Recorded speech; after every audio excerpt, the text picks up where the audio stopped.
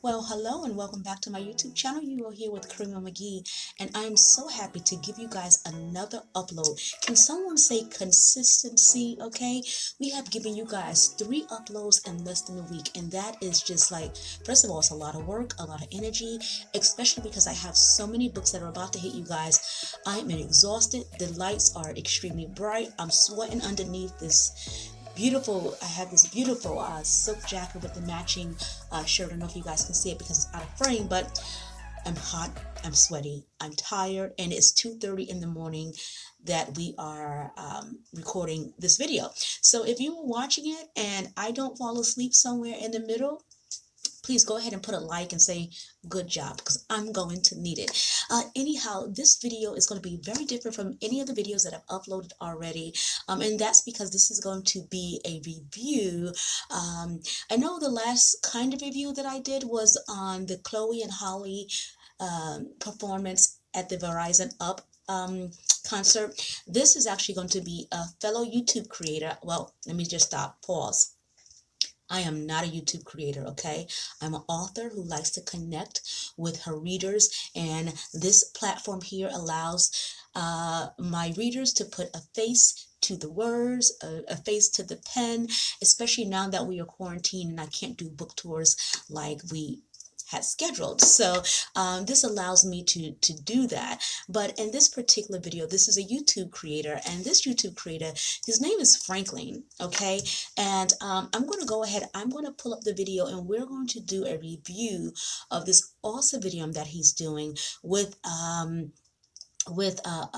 Baba. Well, you know what? Let me pull up the video first, and then we can talk about it, get juicy with it. And let me just tell you, this video knocked my socks off. If you know me, you know that I am generally interested in African culture throughout the African continent, because it can be so diverse throughout the African continent. I mean, you can literally see similarities and differences amongst all of the people, tribes, and or places and countries. It's just amazing to see how the extreme that the culture can go, and it's just amazing to know that as an African American woman living in the diaspora, I can choose and build a culture based around my people. So that's why I connected so well with Frankleen's video, because Phrankleen, this video was all 100% me. I literally could not get through the video. I think I watched about 9 minutes, because most of it I was like, yeah, yeah, yeah, yeah, yeah, yeah, yes, right on. Thank God a man said it. You know, I literally was going through so many emotions watching this video, because it's refreshing to see a man's perspective in this light. You know, out there in the YouTube streets, there's a lot of guys who are really angry at the feminine. And so this was quite refreshing to see something that celebrated the way we used to be venerated, and it was good. So Phrankleen, this video is for you, and thank you so much for creating content that I can watch. I mean, to be honest with you, last week in the YouTube streets, it was very difficult, because I think I had followed 5 people that I thought that I would like their content, and ended up unfollowing all 5 of them. And the best thing about YouTube is that you can tailor the content that you want to see. You can follow those that you want to follow. You can unfollow those that don't vibe with you, that don't jive with you. Anything that's going to mess up your energy, you can decide to not watch. You can just scroll on by. I really enjoyed this YouTube experience. Now, it's been 5 months, I believe, for us here on YouTube, and we're at 110 subscribers. And I know it seems like a slow burn, but this is the way we're going to do it. We're not going to put any ads around it. We're just going to find our tribe naturally. So if you found us naturally, I want to say thank you so much. And Phrankleen, let's go ahead and get into your video. The masculine world is a very inconvenient world. The world where men reign, everything is almost hardship. It wasn't like that before.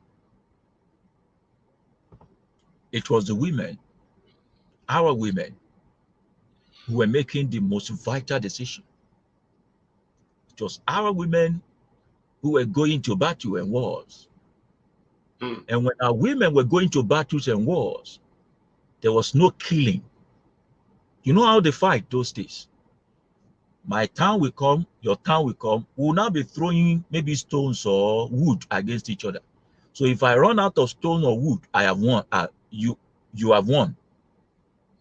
Women are so tender. To shed blood is not part of the ideology.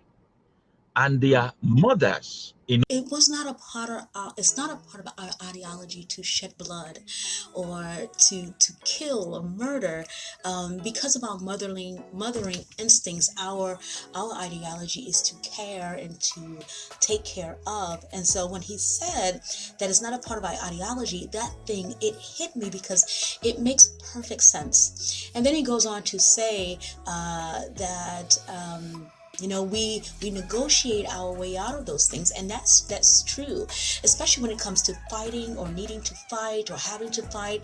Women are most likely to try to negotiate their way out of the problem, versus slaughtering, killing, or bombing, or what have you. So let's go ahead and let's finish the rest of this video. Go ahead.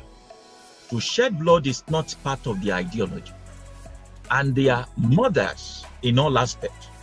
So the killing and the taking off of head and all this nasty stuff, chaos that is happening that we call civilization, wasn't happening then.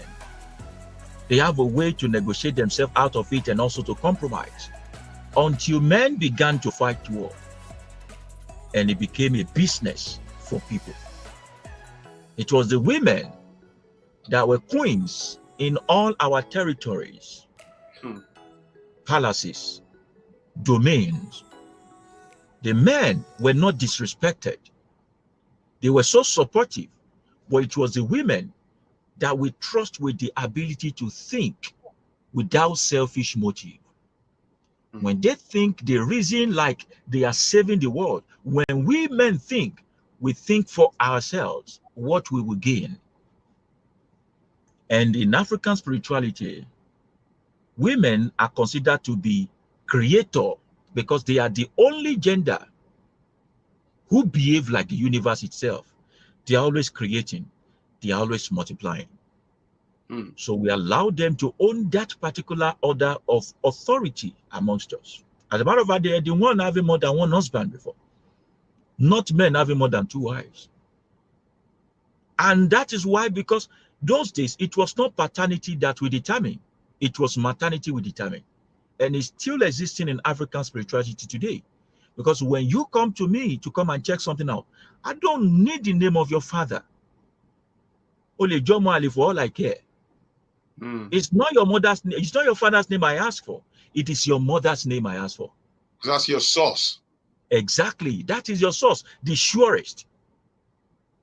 And with your mother's name, you have given out the password to your life. Who want to woman's ideology, making something out of nothing, multiplying that something, giving you more than you've given more than what's given, is the natural essence of a woman. And so what I'm going to do is I'm going to play the next minute of this, but I really need you guys to go to Frankleen's page. I'll link his page in the description box. I want you to go and watch the whole entire video because it's amazing, and it'll give you a new insight as far as to how to look at women from an African perspective. And like I said, it's necessary, especially because of the day and times that we're living in, and we're so aloof to what connects us and what makes us, and we get wrapped up in all of the stuff that doesn't really matter. So this kind of conversations are absolutely necessary. But I'm going to play another minute of this, and then I want you to go and follow Frankleen, and also watch the video. It's called Women Are Creators Like the Universe According to African Spirituality. So let's go ahead and play this next moment, and then I will probably see you guys on the next video. I'm going to get from under these hot lights that are making me sweat. I'm going to get some rest, and I probably won't see you guys for another 6 to 8 weeks, and that's when I'm bringing you 2 good books and so much good stuff. So we wanted to give you as many videos as we can so that you guys can go for a period of time, and then when I come back rocking it for you all, it's going to be amazing. So until next time, be empowered, be inspired, and be well. Later, guys. Go ahead and watch this video of Frankleen.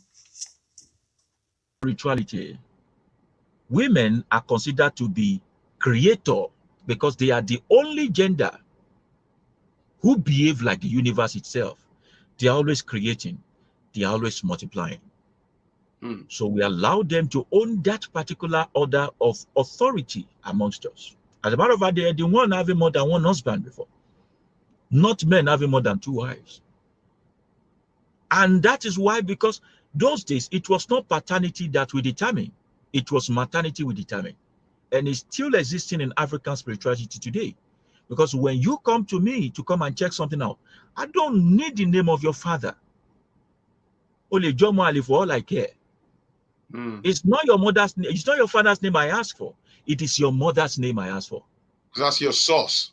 Exactly. That is your source, the surest. And with your mother's name, you have given out the password to your life.